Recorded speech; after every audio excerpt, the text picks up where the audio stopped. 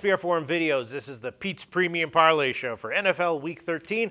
I'm Peter Loshak, and I've got 4 teams in the NFL Parlay this week. You know, as always, these NFL lines usually have just a very modest edges, not quite like college football where you can find bigger edges a little bit more reliably, but I got 4 teams that I'm going to throw in this week, and hopefully I'll get a winner here. I haven't had a winner in the NFL yet this year, even though I'm way up overall thanks to college. All right, let's look at the games that I previewed with the professional cappers. Troy West and I both agreed that Jacksonville +7 was a side with value, but I did talk to Brent from BetDSI.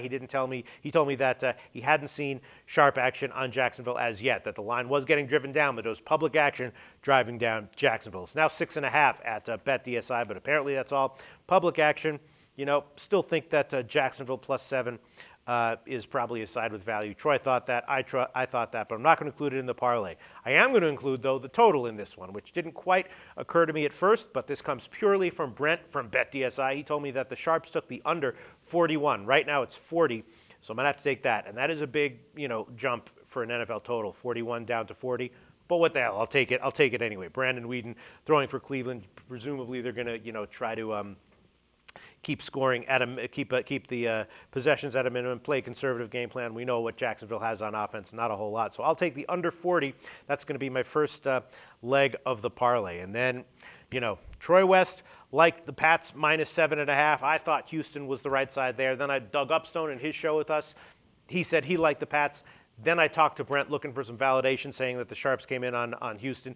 Didn't get it, and in fact, the Pats were a sharp side as well at BetDSI. They took the Pats at 6.5, and they also took the Pats -7. So apparently, everyone's right about New England. I'm wrong, and I'm going to pull my bets on Houston, and I'm, needless to say, not going to include in the parlay. Probably should include New England here, but not going to. All right, what else? Brandon Shively. That's another one I'm going to include. A second game in this parlay.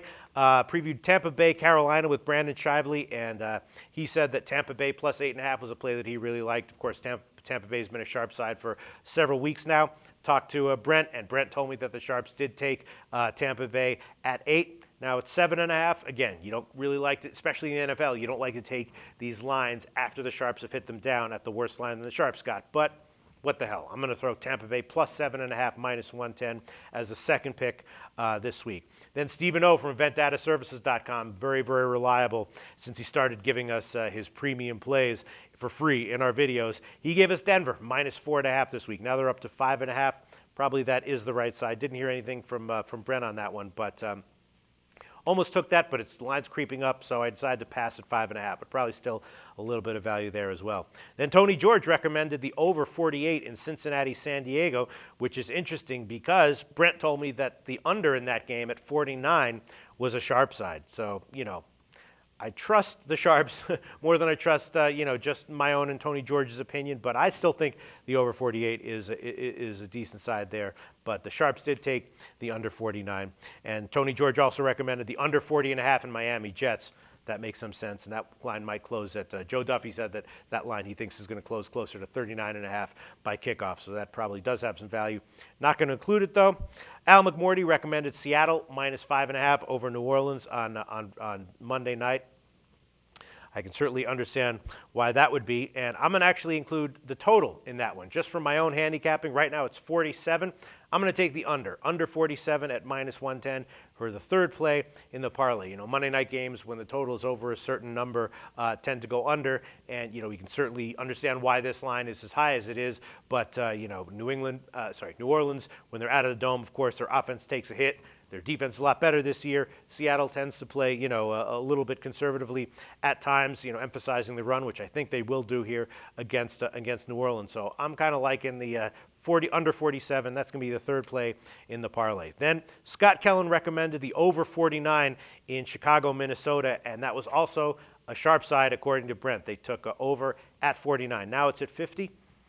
Almost included it. That was a near miss for me. I almost threw it in, but decided against it now that it's at 50. And Jeff Cadillac recommended St. Louis Rams +8.5 over San Francisco. Jeff might have a sharp pick there, and I think that might be, if there is a bright side on the spread in this game, that feels to me like it is the right side. I'm not going to take it, but I am going to take the total in that game. I'm going to take the over 42.5. Crabtree's back for San Francisco, and San Francisco's defense may be a little bit wearied after last week. St. Louis has a capable offense. San Francisco, I'm just hoping that Kaepernick, gets it together. Didn't look that good last week, but if he can get it together, 42.5 is not a huge NFL total to get over. And let's see, other sharp sides. The only other one was the Giants under 46.5, according to Brent. That's a big sharp public split. Public's on the over. The sharps are on the under 46.5, so that's probably the right side, but I don't have the guts to include it in the parlay. So those are the four teams, four legs of this parlay that I mentioned. San Francisco over 42.5, Seattle under 47, Tampa Bay plus 7.5, and then Jacksonville under 40. And I'm going to do a $20 base of round robins with threes and the four-teamer. So that's $100 to win $722. And if only three win, breaks even, still wins a little bit. And that's my Pete's Premium Parlay for NFL